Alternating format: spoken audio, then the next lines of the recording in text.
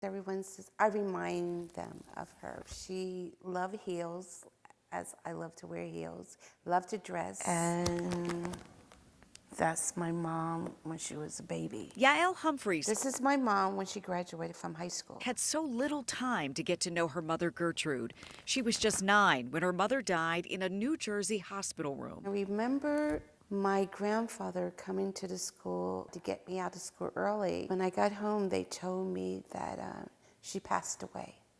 Gertrude and Yael's father, Ernest, married out of high school. This is me at 9. And by age 20, My brother, Ernest. they had 2 small children. When I met her, I found that she's real fun-loving, and she liked to laugh and tell jokes. She just had a beautiful personality.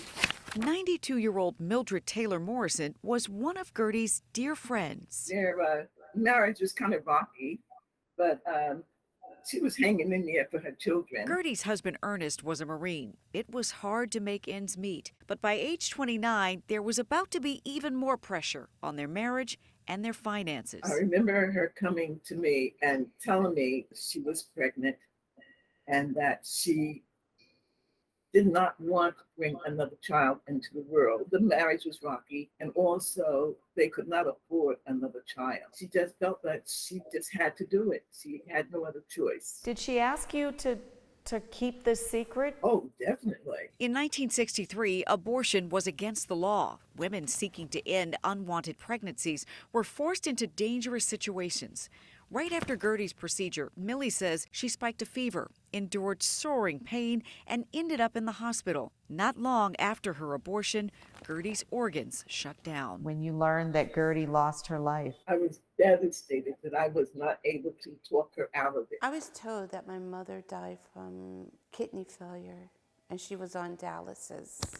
Happy birthday, Aunt Millie. That all changed in 2020 at Millie's 90th birthday party.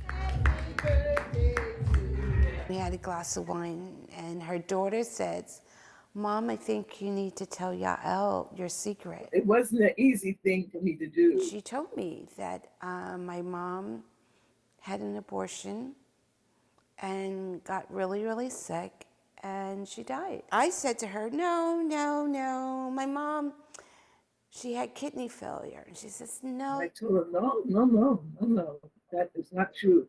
It was because of the abortion that she had. She got the yellow jaundice because the tools that they used was not clean. All these years, I was really concerned about my kidneys.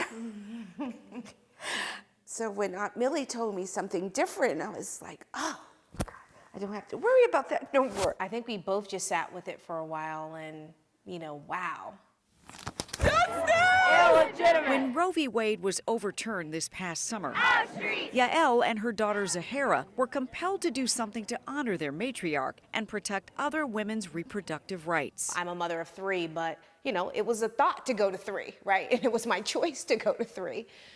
To think about being a woman in the circumstances that my grandmother was, we wanted to empower those women to take back agency over that decision. They turned their nonprofit GLUE Foundation, the G is for Gertrude, into an organization with a singular focus serving Black women who need abortion care. Where's your book bag so I can see your homework? And they've chosen to bring Gertrude's story out of hiding. Tell me about your school day. That's good. And to embrace this new revelation that helps them see not just what they lost, but what they've gained. Yael has her mom's smile. Mm-hmm. Yeah, I do. And she sounds like her mother. Yeah. Yeah, so you say.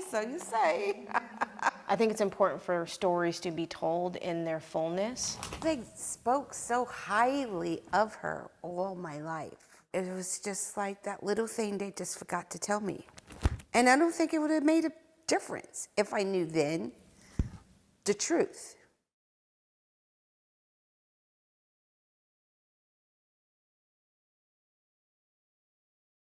And I'm just so happy and so proud of them, of what they're doing to help people